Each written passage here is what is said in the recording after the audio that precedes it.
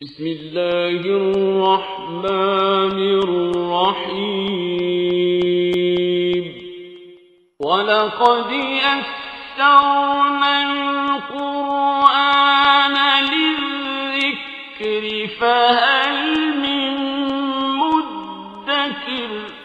الحمدللہ وکفیٰ وسلام علی عبادہ الذین اصطفیٰ اما بعد فاعوذ باللہ من الشیطان الرجیم بسم اللہ الرحمن الرحیم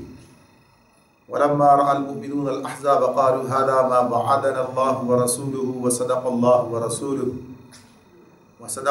ورسوله وما زادهم إلا إيمانا وتسلیما۔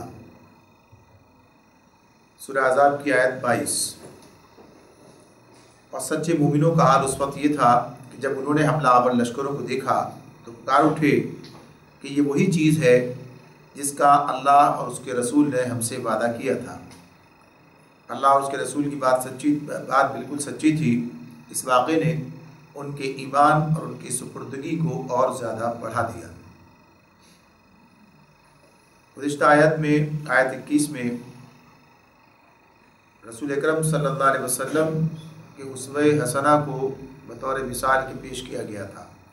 لقد کان لکم فی رسول اللہ اسوۃ حسنۃ لمن کان یرجو اللہ والیوم الآخر وذکر اللہ کثیرا۔ در حقیقت تم لوگوں کے لیے اللہ کے رسول میں ایک بہترین نمونہ تھا، ہر اس شخص کے لیے جو اللہ اور یوم آخر کا امیدوار ہو اور کثرت سے اللہ کو یاد کرے۔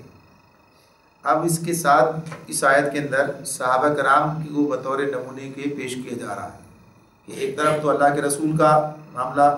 اپنی جگہ، وہ دیکھو کیا نمونہ عمل تمہارے سامنے اس موقع پر انہوں نے رکھا ہے، کس طریقے سے وہ تمہارے ساتھ شریک رہے ہیں اور ہر وہ قربانی جس کا تم سے مطالبہ کیا ہو تم سے بڑھ کر انہوں نے پیش کی ہے، ہر معاملے میں تمہارے شریک سفر ہیں۔ اور اسی طرح سے اہل ایمان کی، مخلص اہل ایمان کی اللہ تعالیٰ ان کی بھی مثال سامنے رکھتے ہیں۔ اور یہاں پر یہ بات بتائی ہے کہ سچے پیروان رسول اور جھوٹے مدعیان ایمان، ان دونوں کے فرق کو اس آیت کے اندر ہے۔ اس میں تو سچے پیرو کی بات ہو رہی ہے، اس سے پیچھے جو ہے جھوٹے مدعی ایمان جو ہیں یعنی منافقین کا ذکر جو ہے وہ ہو چکا ہے۔ تو یہاں پر یہ بات بتائی جا رہی ہے کہ صحابہ کرام کے طرز عمل کو دیکھو، ان کے نمونے کو دیکھو، یہ اس میں تمہارے سامنے بات بالکل واضح ہو جاتی ہے کہ ظاہری ایمان و اقرار میں وہ بھی اسی طرح شریک تھے، منافق وہ بھی اللہ پر ایمان کی، رسول پر ایمان کی بات کرتے تھے، اور یہ جو سچے پکے مخلص اہل ایمان ہیں یہ بھی جو ہے اللہ پر ایمان رکھتے، اسی رسول پر ایمان رکھتے ہیں۔ لیکن جب یہ دیکھیں کہ دونوں کے طرز عمل میں کتنا نمایاں فرق ہے، یہ اس موقع پر گویا کہیے کہ سامنے رکھا جا رہا ہے کہ جب آزمائشی گھڑی آتی ہے اسی وقت پتہ چلتا ہے کہ کون مخلص و سچا مومن ہے اور کون جو ہے اپنے دعوے کے اندر جھوٹا ہے۔ یہ بات واضح ہو جاتی ہے، سامنے آ جاتی ہے، اور آزمائش جو ہے وہ چھانٹ کر الگ الگ کر دیتی ہے لوگوں کو۔ اللہ تعالیٰ یہی بات قرآن مجید میں متعدد مقامات پر بیان فرماتے ہیں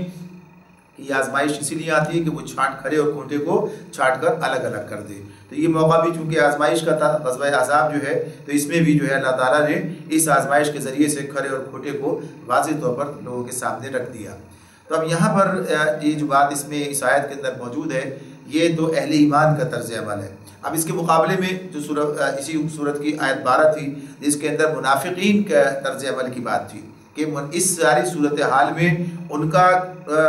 رول کیا تھا، ان کا کردار کیا تھا، وہ کس طرح کی بات کر رہے تھے۔ انہوں نے جب یہ صورتحال دیکھی تو پھر ان کے کیا الفاظ تھے، کیا ان کا تبصرہ تھا۔ اور اب یہ جو اہل ایمان ہیں ان کو دیکھو، ان دونوں نے کیسے اس بات کو دیکھا ہے، الگ الگ سمجھا ہے۔ تو ان دونوں کے معاملے میں یہ بات واضح طور پر سامنے آ جاتی ہے کہ منافقین کا حال تو یہ تھا کہ انہوں نے جب 10-12 ہزار کا لشکر سامنے دیکھا، بنی قریظہ کا پیچھے سے غداری کا معاملہ ان کے سامنے آ گیا، تو انہوں نے کیا کہا، جو پیچھے بات گزری آیت کے اندر کہ سارے وعدے جو اللہ اس کے رسول نے ہم سے کیے تھے وہ جھوٹے اور فریب نکلے۔ یعنی انہوں نے اس بات کو اس طرح سے دیکھا کہ یہ جو اتنا بڑا لشکر سامنے آ گیا اور اب یہ ہم سامنے ڈٹا ہوا ہے، پیچھے سے غداری کا خطرہ پیدا ہو گیا ہے، تو کہا کہ یہ جو ہے ہم سے جو وعدے کیے گئے تھے وہ وہ جھوٹ تھے اور فریب تھے۔ کہا تو ہم سے یہ گیا تھا کہ اللہ کے دین پر ایمان لانے کا جو نتیجہ ہوگا تو وہ یہ کہ اللہ کی تائید تمہارے ساتھ ہوگی اور دنیا کے اندر جو ہے تمہیں اللہ تعالیٰ سرخری عطا فرمائیں گے، عرب و عجم تمہارے ہوں گے، یہ بات کہی جا رہی تھی۔ قیصر و کسریٰ کے خزانے تمہارے لیے کھل جائیں گے، بتایا جا رہا تھا۔ مگر اب جو صورتحال ہے وہ اس کے برعکس ہے کہ اتنے پورا عرب جو ہے متحد ہو کر یہ سامنے پل پڑا ہے اور گویا کہ یہ مٹا دینے کے در پہ ہے، اور کہیں سے جو ہے کوئی ایسی صورت نظر نہیں آ رہی ہے کہ جس میں اللہ کی تائید اور اس کی مدد کی بات کی جائے۔ یعنی یہ گویا کہ یہ انہوں نے اس بات کو سمجھا تھا کہ یہ کیفیت یہ ہے۔ اور اب یہاں پر اہل ایمان کی بات اللہ نے بتائی، وہ بات پیچھے گزری ہے کہ انہوں نے اس انداز سے بات کی اور کیا کیا کچھ کہا کہ پلٹ چلو اور اب ٹھہرنے کا موقع نہیں ہے، اور سب باتیں انہوں نے ان کا نفاق پورا کھل کر سامنے آ گیا تھا۔ اب انہی حالات کے اندر انہی فوجوں کے مقابل رہتے ہوئے اور یہی بنی قریظہ جس کی غداری کا معاملہ سب کے ساتھ تھا، سارے لوگ اس کے کہیے کہ نشانے پر تھے، اندیشے سب کے لیے یکساں تھے۔ تو اب اس موقع پر اہل ایمان کا طرز عمل کیا ہے، اہل ایمان کی سوچ اور ان کے جو اللہ تعالیٰ بتا رہے ہیں کہ ان کا کہنا کیا اس موقع پر رہا ہے۔ تو یہاں پر جب انہوں نے دیکھا تو اللہ تعالیٰ بتا رہے ہیں کہ انہوں نے کہا کہ یہ جو وعدے ہم سے کیے گئے تھے بالکل ٹھیک تھے، سچے تھے۔ یعنی انہوں نے ان وعدوں کو کس تناظر کے اندر دیکھا۔ اللہ تعالیٰ فرما رہے ہیں کہ فَلَمَّا رَأَى الْمُؤْمِنُونَ الْأَحْزَابَ، جب انہوں نے یہ فوجیں دیکھی، لشکر دیکھا، یہ بڑا لشکر جو ہے سامنے آ گیا، تو پھر انہوں نے کیا کہا، هَذَا مَا وَعَدَنَا اللَّهُ وَرَسُولُهُ، کہ اللہ اور اس کے رسول کا وعدہ یہی تھا ہمارے ساتھ، وَصَدَقَ اللَّهُ وَرَسُولُهُ، اور اللہ اس کا رسول جو ہے وہ سچے ہیں۔ اور پھر اس سے وَمَا زَادَهُمْ إِلَّا إِيمَانًا وَتَسْلِيمًا، اور اس واقعے نے ان کی ایمان اور سپردگی کو اور زیادہ بڑھایا۔ تو یہ بات تو الگ سے ہے، لیکن یہی کہ انہوں نے کہا کہ یہ وعدہ یہ تھا۔ اب وہ کہہ رہے ہیں وعدے جھوٹے نکل آئے، اور اب یہ کہہ رہے ہیں کہ وعدہ تو سچا تھا جو بات سامنے۔ تو بنیادی طور پر اب یہ آدمی کے دیکھنے اور سوچنے کا معاملہ ہے، وہ کس طرح سے دیکھتا اور سوچتا ہے۔ ان کا کام معاملہ یہ تھا، وہ سمجھ رہے تھے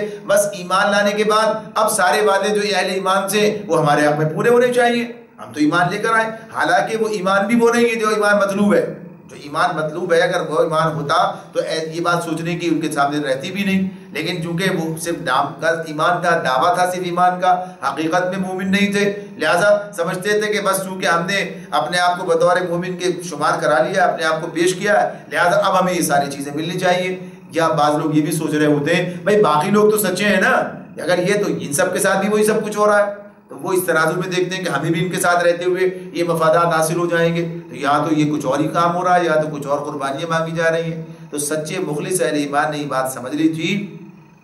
کہ جس چیز کا وعدہ کیا گیا ہے وہ اسی راستے سے ہو کر جو ہے وہ ان کے سامنے آئے گی۔ یعنی خطرات امنڈے دیکھ کر اللہ کے وعدے ان کو یاد آئے، مگر یہ وعدے نہیں کہ بغیر کسی کوشش کے، بغیر کسی قربانی کے بس یہ دنیا کی فرما روائی تمہارے ہاتھ آ جائے گی۔ ظاہر جب باطل سے حق کی کشمکش کا میدان سجے گا تو پھر کامیابی اور ناکامی کا معاملہ سامنے آئے گا۔ جو آدمی مقابلے کے لیے میدان میں نکلتا ہی نہیں ہے، جس کے سامنے کوئی کشمکش ہی نہیں ہے، ظاہر سی بات ہے اس کے لیے کامیابی ہے ناکامی کا معاملہ سامنے آتا ہے۔ تو جب کامیابی حاصل کرنی ہے، کامیابی کی طرف جانا ہے، تو اس کے لیے یہ مراحل تو آئیں گے سامنے، ان مراحل سے گزرو گے تب کامیابی تمہارا مقدر بنے گی۔ کوئی بھی آدمی جب کسی اسکول میں داخلہ ہو جاتا ہے، کسی ادارے کے اندر اس کو کہیے کہ وہاں پر اس کو حصہ مل جاتا ہے، وہاں پر موجود ہوتا ہے، وہ داخل ہو جاتا ہے، تو اب وہاں پر کیا ہے، اب اسے اس کام کے لائق بننے کے بھی مراحل سے گزرنا ہوتا ہے، وہ تربیت، وہ ساری چیزیں اس سے اسے گزارا جا رہا ہوتا ہے۔ تو اللہ رب العالمین بھی یہ بات کہتے ہیں کہ تم کو سخت آزمائشوں سے گزرنا ہوگا، مصائب کے پہاڑ تم پر ٹوٹ پڑیں گے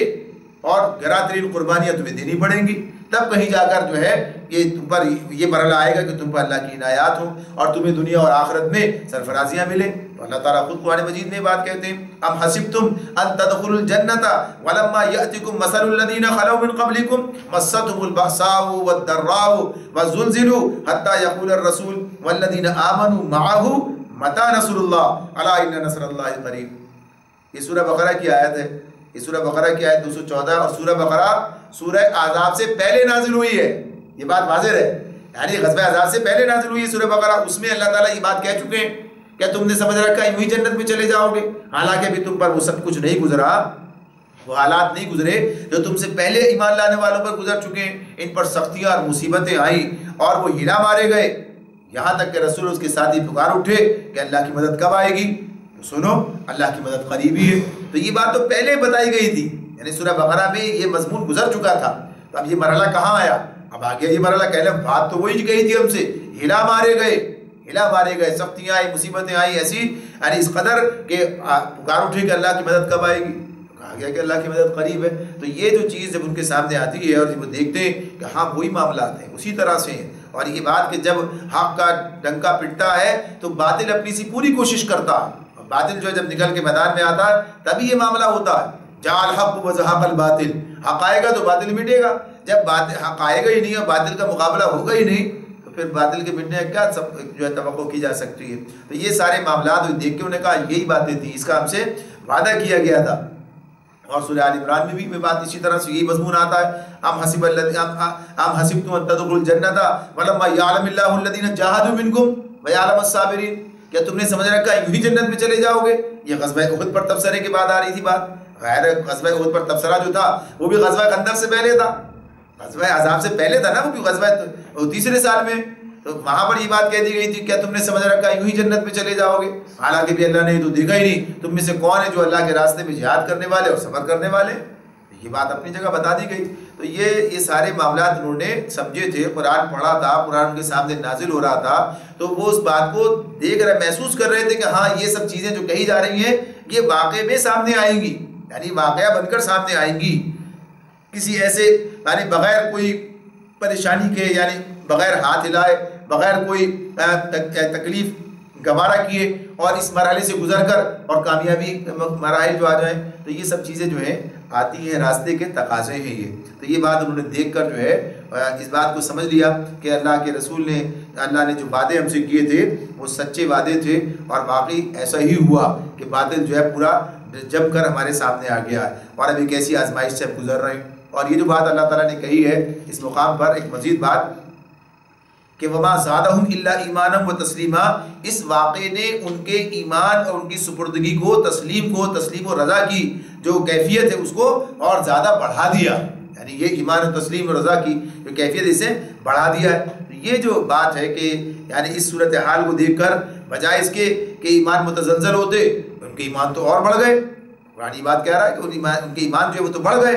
اور اللہ کی فرمانبرداری سے بھاگ نکلنے کے بجائے اور وہ اور زیادہ یقین و اطمینان کے ساتھ اپنا سب کچھ کے حوالے کر دینے پر آمادہ ہو گئے۔ یہ جو چیز ہے اس اعتبار سے کہ جب آدمی کسی ایسے مرحلے کے اندر موجود ہوتا ہے اور پھر اس کو صحیح اس کا تجزیہ کرتا ہے، یعنی جیسے انہوں نے صحیح تجزیہ کیا حالات کا اور سمجھ لیا کہ یہ حالات تو عین اسی طرح کے ہیں جیسا کہ ہم سے کہا گیا تھا، یعنی مصیبتیں تکلیفیں کہاں کس طرح آئیں گی، مقابلے میں آئیں گی نا، تو یہ بات تو اپنی جگہ پر آ گئی سامنے۔ یہ تو بقسا ہے، بقسا جو ہے یہ باس کا جو لفظ آتا ہے، باس حمزہ کے ساتھ باس کی جو ہے یہ جنگوں کے لیے، جنگ کے اندر آنے والی مصیبت کی بات ہو رہی ہے، یہ کسی اور مصیبت کی بات نہیں ہے، جنگ کے اندر آنے والی جو سختیاں ہیں اس کے لیے بات آ رہی ہوتی ہے۔ تو یہ بات جو ہے اس کے اندر کہ اب جب یہ مرحلہ سامنے آیا تو سمجھ لیا، اور اب اس معاملے میں انہوں نے کیا کہا، اب اس مرحلے کے اندر ہمیں ثابت قدمی دکھانی ہے، اب اس مرحلے کو ہم نے کوالیفائی کرنا ہے، اب ہمیں اس سے کامیابی کے ساتھ گزرنا ہے۔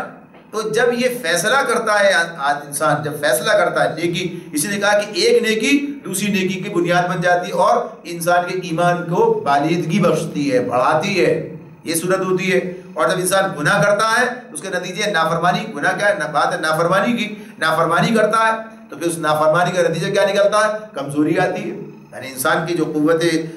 نیکی کی جو قوت ہے اس کی اور اس کی جو ضمیر کی قوت ہے وہ کمزور پڑتی ہے۔ تو اب یہ تقویت اور کمزوری کا جو معاملہ ہے اسی حوالے سے ہے کہ جب انسان نیکی کے راستے پہ آگے بڑھتا ہے تو اب اس کے اندر مزید حوصلہ پیدا ہوتا ہے، مزید طاقت ملتی ہے، مزید نیکیاں کرنے کی توفیق ملتی ہے، آگے بڑھتا چلا جاتا ہے۔ اور جب کمزوری آتی ہے، جب کوئی کہے کہ اس کے اندر پسپائی کا معاملہ ہوتا ہے تو ہر نیا معاملہ ایک نئی پسپائی کو جو ہے وہ سامنے رکھ دیتا ہے۔ تو اسی اعتبار سے معاملہ ہے کہ اب جو یہ اس کے اندر جب دین کسی چیز کا حکم دیتا ہے یا کسی چیز سے منع کرتا ہے یا جان و مال اور محنت اور وقت کی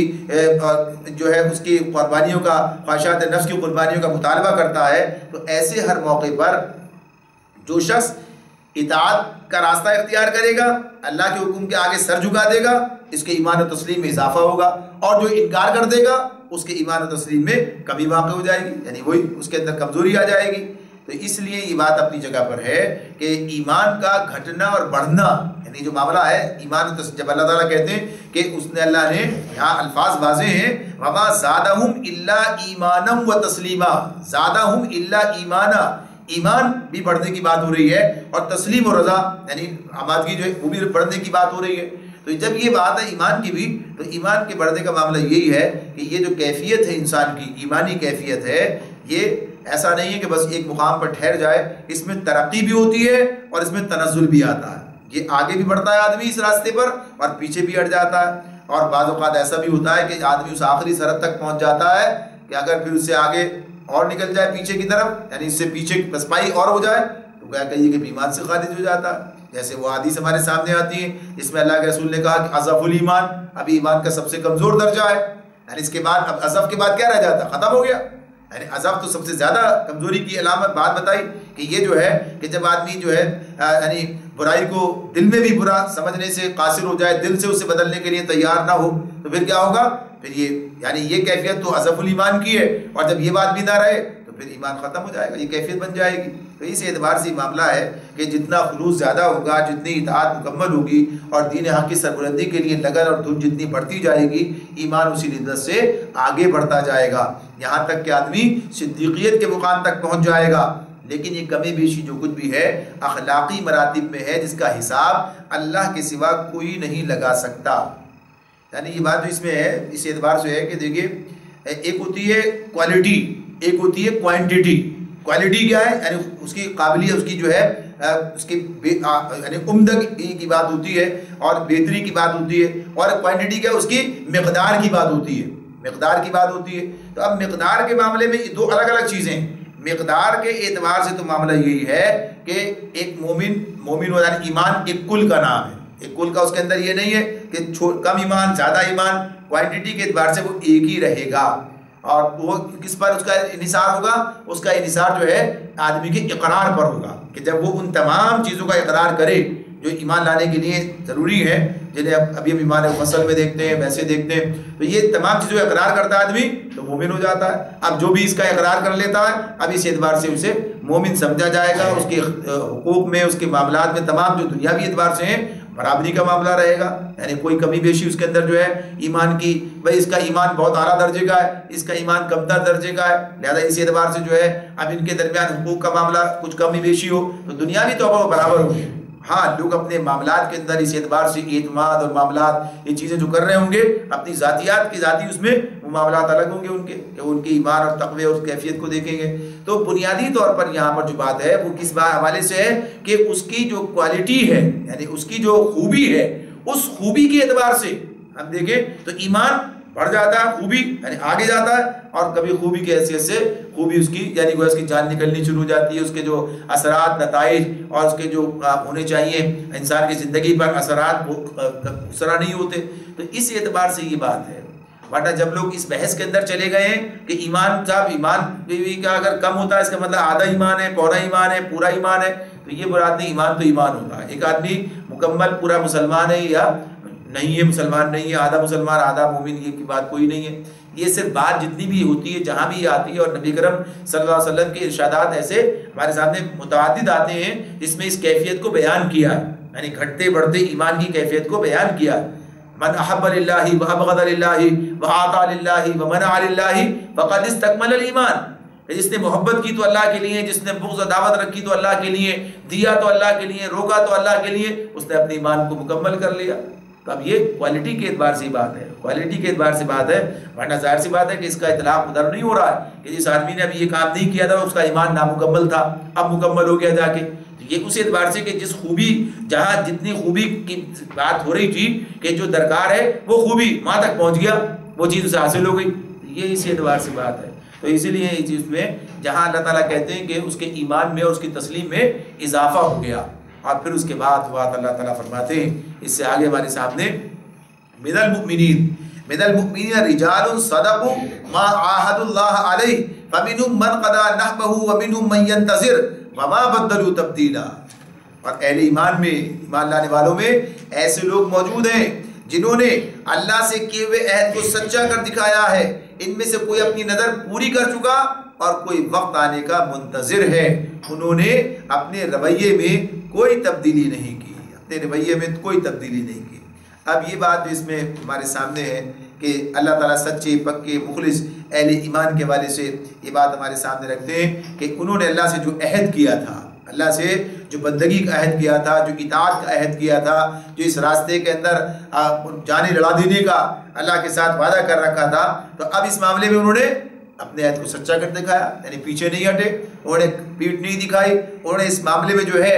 کہیے کوئی کمزوری اور کوئی بزدلی کا مظاہرہ نہیں کیا۔ انہوں نے اپنے جو کچھ ان کا عزم تھا، جو ان کا حوصلہ تھا اور جنہوں نے وعدے کیے تھے اللہ کے ساتھ، اللہ وہ وعدے انہوں نے پورے کیے، سچا کر دکھایا۔ اور پھر انہی لوگوں میں سے کہا کوئی اپنی نظر پوری کر چکا، یعنی اللہ کے راستے میں اپنی جان قربان کر چکا، شہادت کے منصب پر فائز ہو گیا، یعنی اس نے اس راستے میں اپنے آپ کو لگا دیا، کھپا دیا اور اللہ کے پاس پہنچ گیا، یعنی اس طرح سے اس نے کوئی اپنی نظر پوری کر دی۔ تو نظر پوری کرنے میں ایک بات تو یہ بھی ہے، یعنی اس موقع پر جو بات تھی سامنے کہ جو لوگ شہادت کے منصب پر فائز ہو گئے، یعنی اس راستے میں لڑے اور لڑ کر جو ہے اور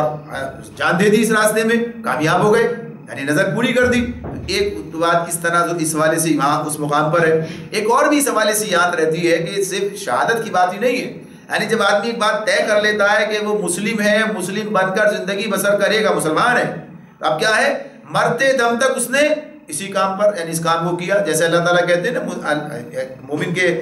ساتھ جو میثاق ہے، وَاذْكُرُوا نِعْمَتَ اللَّهِ عَلَيْكُمْ وَمِيثَاقَهُ الَّذِي وَاثَقَكُم بِهِ إِذْ قُلْتُمْ سَمِعْنَا وَأَطَعْنَا وَاتَّقُوا اللَّهَ إِنَّ اللَّهَ عَلِيمٌ بِذَاتِ الصُّدُورِ۔ اور یاد کرو اللہ کی وہ نعمت جو اس نے تم پر کی ہے، اور اس پختہ عہد و پیمان کو نہ بھولو جو اس نے تم سے لیا ہے، کہ ہم نے سنا اور ہم نے اطاعت کی، ہم سنیں گے اطاعت کریں گے، یہ بات تھی سمیعنا وَأَطَعْنَا۔ تو اب جو آدمی مرتے دم تک یہ کام کرتا رہا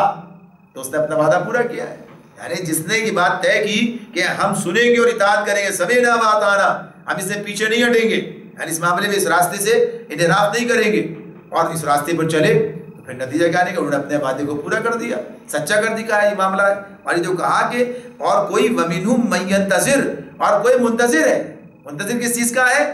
وقت آنے کا منتظر ہے، یعنی اس معاملے میں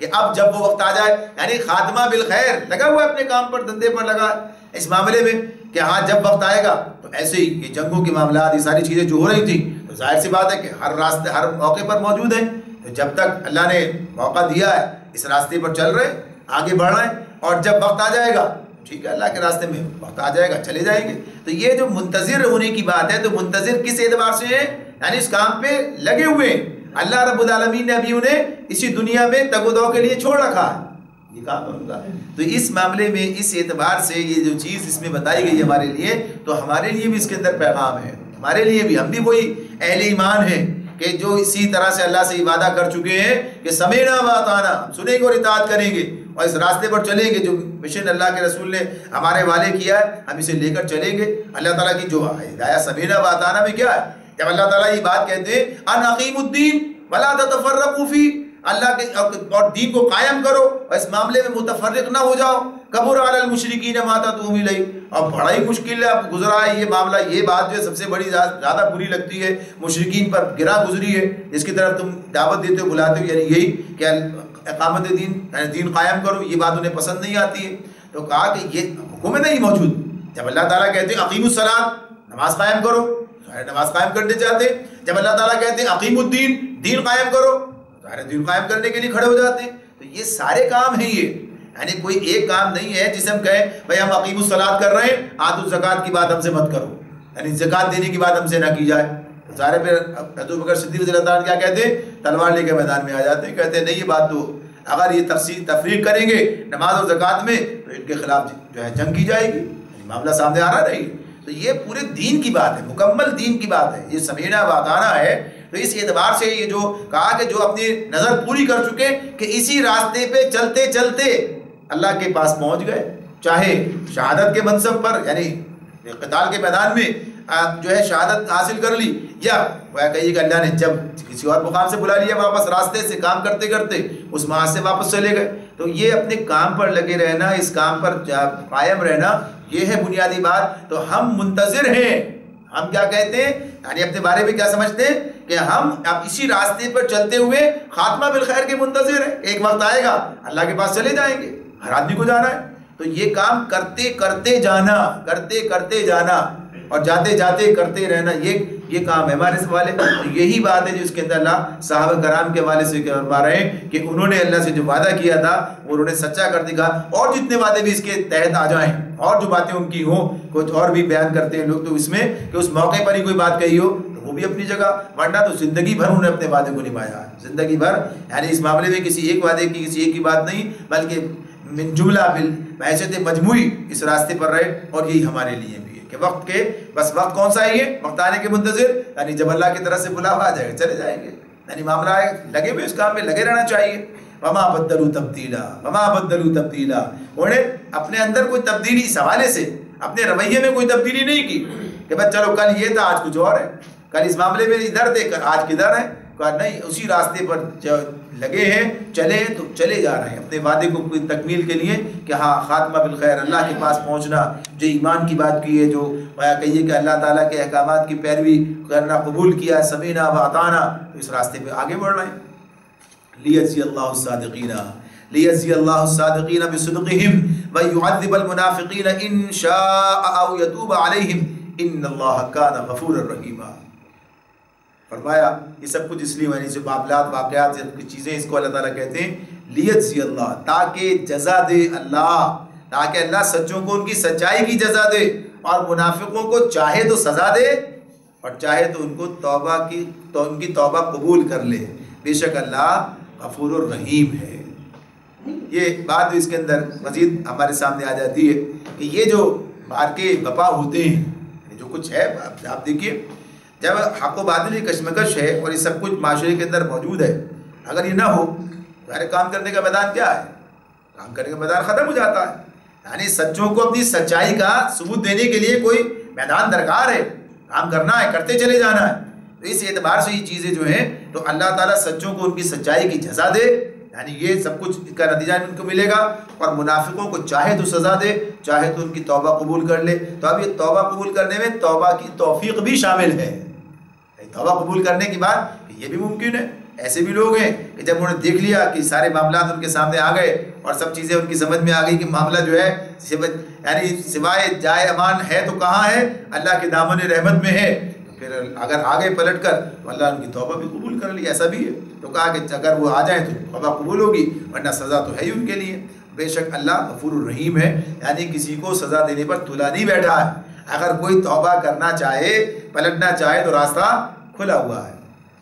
ورد اللہ الذین کفروا بغیظہم لم ینالوا خیرا، لم ینالوا خیرا وکفى اللہ المؤمنین القتال وکان اللہ قویا عزیزا. اللہ نے کفار کا منہ پھیر دیا، اللہ نے کفار کا منہ پھیر دیا. وہ کوئی فائدہ حاصل کیے بغیر اپنے دل کی جلن لیے یوں ہی پلٹ گئے، اور مومنین کی طرف سے اللہ ہی لڑنے کے لیے کافی ہو گیا. اللہ بڑی قوت والا اور زبردست ہے. یعنی بات بالکل واضح ہے. یعنی جب یہ جو اس پر جو تبصرہ تھا ساری بات تھی آپ کے سامنے، یعنی اس کے غزوہ احزاب کے حوالے سے کہ اس میں مسلمانوں کا معاملہ زیادہ کیا ہے، اعصابی جنگ ہے. اعصابی جنگ ہے، یعنی ان کے ہلا مارے گئے، جسے کہا نا ہلا مارے گئے، یعنی وہ ہلا مارے جانے والی کیفیت اس میں کہا آنکھیں جو ہے پتھرا گئیں اور کلیجے منہ کو آ گئے. یعنی جو بات اس میں وہ کیفیت جو ہے اس اعتبار سے خوف کی کیفیت، حالات کے سنگینی جو ہے، اور آگے سے اور پیچھے سے ہر طرف سے یہ کیفیت جو ہے اس کی بات تھی. تو یہ مقابلے کا میدان تو یہ تھا اپنی جگہ پر کہ آزمائش تھی ان کی. ورنہ کافروں سے لڑنے کی بات اکا دکا واقعات تو ہیں، اس کے اندر کچھ لوگ زخمی ہوئے ہیں اور شہادتیں بھی ہوئی ہیں، یہ بھی اپنی جگہ پر ہے. سعد بن معاذ رضی اللہ تعالیٰ اسی میں یعنی اسی میں جو تیر لگا تھا اسی سے شہید ہوئے. تو اس معاملے میں یہ بات جو ہے، لیکن اصل جو جنگ ہے وہ کیا ہوئی کہ اللہ رب العالمین نے وہ حالات پیدا کیے. پہلے تو حالات ان کے اندر جو کہیے کہ ان کی جمعیت کے بکھر جانے کا جو معاملہ سامنے آتا ہے وہ اسی اعتبار سے کہ جب ان کی جمعیت بکھر گئی ہے اور ان کے اندر جو کہیے کہ سراسیمگی پھیل گئی ہے، اور بنی قریظہ کے ساتھ جو معاملات ہو رہے تھے، جب وہ معاملہ بالکل وہ نعیم جب آگے مسلمان ہوئے تھے اور اس کے حوالے سے معاملہ پلٹا ہے، تو اب نا امیدی اور پھر وہ رات جس میں اللہ نے سخت سردی اور بارش جو اتنی بھیجی اور سخت آندھی کہ اس کے بعد ہی ان کے حوصلے پست ہو گئے. اور اس کے بعد جو ہے پتہ چلا کہ صبح ہوئی تو میدان صاف تھا، صبح ہوئی تو میدان صاف تھا. وہ سب کے سب راتوں رات ہی نکل گئے اور یہ معاملہ ان کے سامنے آ گیا کہ یہ کام ان کے بس کا نہیں ہے. تو اب جس مقصد سے آئے تھے وہ مقصد پورا نہ ہو سکا تو جلن لیے واپس پلٹ گئے. یعنی مقصد تو پورا نہیں ہوا، جو مقصد لے کر آئے تھے اس مقصد میں کوئی پیش قدمی نہ کر سکے، کوئی بغیظہم لم ینالوا خیرا، کوئی یعنی اپنے غیظ کے ساتھ، غیظ و غضب جو تھا وہ اسی میں اونٹتے ہوئے واپس چلے گئے اور کوئی فائدہ حاصل نہیں کر سکے، لم ینالوا خیرا۔ اور وکفى اللہ المؤمنین القتال، مومنوں کی طرف سے لڑنے کے لیے اللہ کافی ہو گیا۔ تو اللہ تعالیٰ نے اس طریقے سے گویا کہ یہ میدان جنگ میں انہیں یہاں پر پسپائی کا جو ہے نتیجہ سامنے آ گیا، یعنی پسپا ہو گئی ہے۔ وکان اللہ قویا عزیزا، بے شک اللہ بڑا زبردست اور بڑا طاقتور ہے، وہ جو چاہے کر سکتا ہے۔ وَأَنزَلَ الَّذِينَ ظَاهَرُوهُم مِّنْ أَهْلِ الْكِتَابِ مِنْ صَيَاصِيهِمْ وَقَذَفَ فِي قُلُوبِهِمُ الرُّعْبَ فَرِيقًا تَقْتُلُونَ وَتَأْسِرُونَ فَرِيقًا۔ پھر اہل کتاب میں سے جن لوگوں نے ان حملہ آوروں کا ساتھ دیا تھا، اللہ ان کی گڑھیوں سے انہیں اتار لایا اور ان کے دلوں میں اس نے ایسا روب ڈال دیا کہ آج ان میں سے ایک گروہ کو تم قتل کر رہے ہو اور دوسرے گروہ کو قید کر رہے ہو۔ یہاں جو بات ہے وہ بنو قریظہ کے حوالے سے ہے کہ بنو قریظہ جو ہیں ان کے ساتھ جو معاملہ ہوا وہ اس اعتبار سے یہ جو بات ہے وہ بیان کی جا رہی ہے۔ بنو قریظہ نے یہ جیسے تفصیل میں بات آ گئی تھی کہ عین حالت جنگ میں انہوں نے غداری کی اور معاہدہ توڑ دیا، تو نبی کرم صلی اللہ علیہ وسلم کو اللہ تعالیٰ کی طرف سے یہ حکم ملا کہ غزوہ احزاب کے معاً بعد ہی اب جو ہے فوراً یہ غزوہ بنو قریظہ جو ہے یہ بھی ہو جائے، یعنی ان کو ان کی غداری کی سزا دی جائے اور اس موقع پر ان کا استحصال کر دیا جائے۔ تو جب ان کا محاصرہ کیا ہے اور محاصرہ کر لیا گیا تو اس موقع پر انہوں نے یہ بات کی تھی، یعنی پہلے تو انہوں نے گویا کہ یہ قلعہ بند ہو گئے، لیکن اندازہ تھا کہ معاملہ ممکن نہیں ہے، اندازہ تھا کہ یہ کام نہیں ہو سکتا، یہ بات ممکن نہیں ہے کہ یہ کوئی کام کر سکے۔ ان کی کیفیت کے بارے میں بیان کیا جاتا ہے کہ روایت اس طرح سے آ جاتی ہے سامنے کہ ان کا جو سردار ہے اس نے یہ بات ان سے کہی ہے کہ اب یہ جو صورتحال بن گئی ہے، جب محاصرہ ہو گیا اس نے کہا کہ یہ جو ہے اب صرف 3 صورتیں باقی ہیں، صرف 3 صورتیں جو ہیں وہ باقی ہیں، ان میں سے کوئی اگر اختیار کر لو تو یہ کام ہو سکتا ہے، یعنی ہمارے پاس یہ رہتی ہیں۔ پہلی صورت تو یہ ہے کہ سب مسلمان ہو جاؤ اور ہم جانتے ہیں کہ یہ اللہ کے سچے رسول ہیں، ہم یہ بات جانتے ہیں کہ یہ اللہ کے رسول ہیں، تو اگر ہم سب ایمان لے آئیں تو اس میں ہمارے لیے فائدہ، دنیا آخرت کا فائدہ، اور یہ اگر ایمان لے آئے اور یہ کام اگر کر لیا جائے تو سب کی جان بچ جائے گی، کام ختم ہو جائے گا۔ یعنی بات اپنی جگہ پر اس اعتبار سے اس حیثیت سے پیش کی۔ تو اس نے کہا کہ یہ تو پہلی بات تو یہ ہے کہ ہم سب مسلمان ہو جائیں، جبکہ ہم جانتے بھی ہیں کہ یہ اللہ کے سچے رسول ہیں، یعنی اس بات کو اس نے وہاں پر ان کے سامنے اس طرح پیش کیا، دہرایا۔ اور پھر دوسری صورت کیا ہے؟ دوسری صورت یہ ہے کہ اگر تم یہ چاہتے ہو کہ اس مسلمان ہونا نہیں چاہتے تو پھر اپنے ہاتھوں سے اپنے بچوں کو، اپنی بیویوں کو قتل کرو اور نکلو پھر میدان کے اندر اور لڑتے بڑھتے جو ہے خود ہی مارے جاؤ، ٹھیک ہے؟ یہ اندازہ تھا کہ جیت نہیں سکتے، یعنی اتنی بڑی تعداد میں مسلمان ہیں، ابھی تو اتنا بڑا لشکر سب کچھ بھی نہیں کر سکا، تو اب ان کے ساتھ لڑنا تو کیا ہے، بس ٹھیک ہے پھر یہی کرنا تو یہی صحیح، اپنے ہاتھوں سے مارو انہیں اور نکلو پھر میدان کے اندر اور جتنا مار سکو مارو، مر جاؤ، یعنی یہ دوسری بات ہے۔ یہ تیسری بات اس نے یہ کہی کہ ہاں ایک اور بات یہ ہو سکتی ہے کہ سبت کا جو دن ہے وہ انہیں پتا ہے کہ وہ ہمارے لیے احترام کا ہے اور ہم اس دن جو ہے کم سے کم نہیں نکلیں گے لڑنے کے لیے، تو اگر پھر دھوکہ دو، یعنی دھوکہ دے کہ اس دن نکلو اور نکل کے پھر ان پر ایک بارگی حملہ آور ہو سکتا ہے کہ کامیاب ہو جاؤ، نکل جاؤ۔ تو یہ اس نے تینوں باتیں رکھی، تو قوم نے کہا مسلمان ہونے کا تو سوال ہی نہیں پیدا ہوتا، مسلمان تو ہوں گے نہیں ہم، یعنی یہ بات انہوں نے خود طے کی کہ مسلمان ہم نہیں ہوں گے،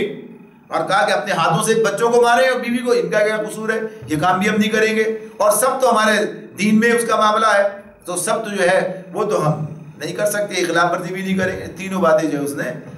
قوم نے منع کر دی ہیں، اور اس اعتبار کا توریت ہمارے لیے سب سے اہم کتاب ہے اور ہم اس سے پیچھے نہیں ہٹیں گے۔ غرض یہ کہ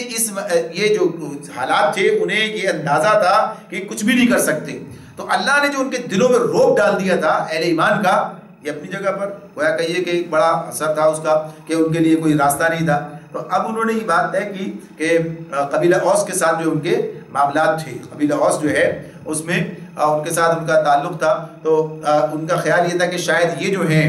ادھر ہمارے ساتھ کوئی ہمدردی کا معاملہ کر سکیں، اور یہاں سے تو کہا کہ ہمارا معاملہ جو ان کے حوالے کر دیا جائے، سعد کے بارے میں کہا کہ ان کے حوالے کر دیا جائے، وہ ہمارے معاملے کا فیصلہ کریں۔ اللہ کے سوا بالکل ٹھیک، یعنی اگر تم یہ بات کہتے ہو تو یہی ہے، ان کے بارے میں یہ بات کہی جاتی ہے سعد رضی اللہ تعالیٰ عنہ کے بارے میں کہ جب انہیں وہ تیر لگا اور اس نے ان کی وہ رگ کاٹ دی ہے تو اب یہ جو خون جاری ہوا تھا تو اب انہوں نے اللہ سے دعا کی تھی. کہا جاتا ہے روایت میں بات آتی ہے اللہ سے دعا کی کہ اللہ اگر کوئی اور جنگ اللہ کے دشمنوں کے ساتھ نبی اکرم صلی اللہ علیہ وسلم کو اس طرح سے لڑتی نہیں جو حملہ آور ہوتے ہیں تو یہ جو ہے تو مجھے باقی رکھ، اور اگر ایسا نہیں ہے تو پھر جو ہے مجھے اسی کے اندر شہادت منظور ہے. اور پھر ساتھ ساتھ یہ کہ بنو قریظہ کا انجام بھی میں اپنی آنکھوں سے دیکھوں. تو اب معاملہ ان کے حوالے کر دیا گیا کہ بنو قریظہ کا معاملہ جو ہے ان کے حوالے کیا جائے، یہ فیصلہ کریں. تو انہوں نے جو فیصلہ کیا ہے، انہوں نے جو فیصلہ کیا وہ فیصلہ یہی تھا کہ ان کے قابل جنگ جو مرد ہیں، یعنی جو لغت سے آگے نکل گئے قابل جنگ ہیں، سب کو قتل کیا جائے اور عورتیں بچے جو ہیں انہیں غلام بنایا جائے، قیدیوں کا معاملہ کیا جائے. تو وہی بات اللہ تعالیٰ یہاں پر کہتے ہیں کہ ایسا ان کے دلوں میں روب ڈال دیا کہ پھر اب کیا ہے، فریقاً تقتلون وتأسرون فریقا،